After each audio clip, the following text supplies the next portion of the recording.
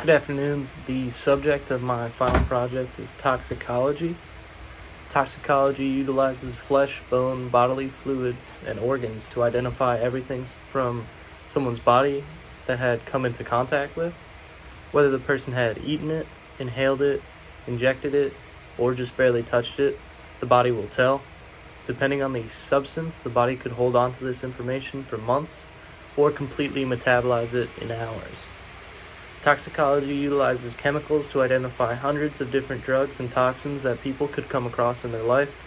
Forensic scientists base their assumptions and confirm their assumptions on the results of the chemical reactions of the suspect toxin. A little history of toxicology. It goes back for a very, very long time that humans used poisons in cases of murder, assassination, or execution. But where it really took off as a science based in actual applied theory was with a Swiss-German physician named Paracelsus. Paracelsus is considered the father of toxicology. He went to an academy by the name of Bergschule. He studied chemical theory under his father with a heavy focus on mining operations.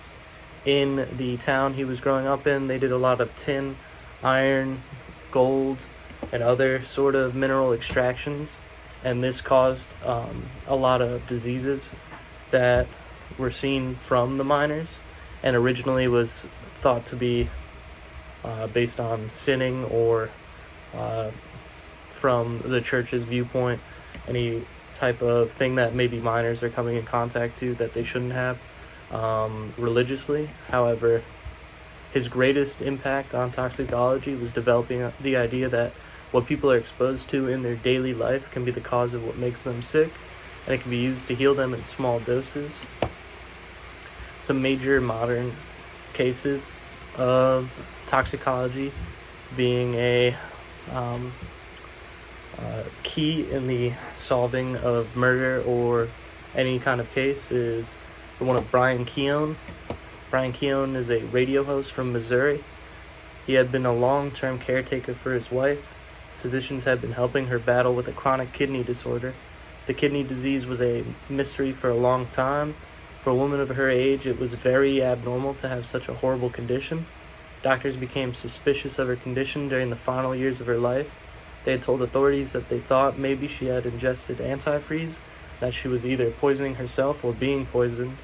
Upon her death, toxicologists discovered that she had very high levels of ethylene glycol in her system, which is antifreeze.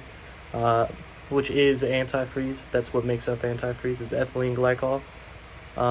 With toxicology, investigators were able to take this case from a supposed death of natural causes to a conviction of Brian Keown. Without toxicology, it would have just gone away as a death of natural causes. So it was key into investigating the death of Brian Keown's wife.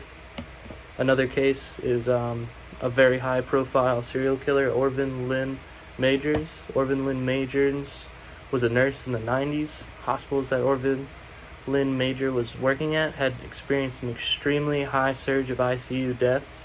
These deaths always seemed to increase from when he was hired to his eventual transfer to another hospital. Investigators began to suspect something when one hospital in particular experienced an over 3 times increase in ICU deaths over a period of months. Forensic scientists found in the toxicology report that many patients who had died in the ICU had been injected with lethal doses of epinephrine and potassium chloride. And in my final project, I will go into further detail on how the investigators were able to make their conclusions related to the toxicology reports. A larger reason why I find toxicology so interesting is in its daily uses for anything like DUIs, where we'll take blood samples and figure out if they were driving under the influence, or for urinalysis testing that I go through very frequently as an active duty military member. I do get tested for drugs often, and I'd love to understand what the process is and how that works. Thank you for listening.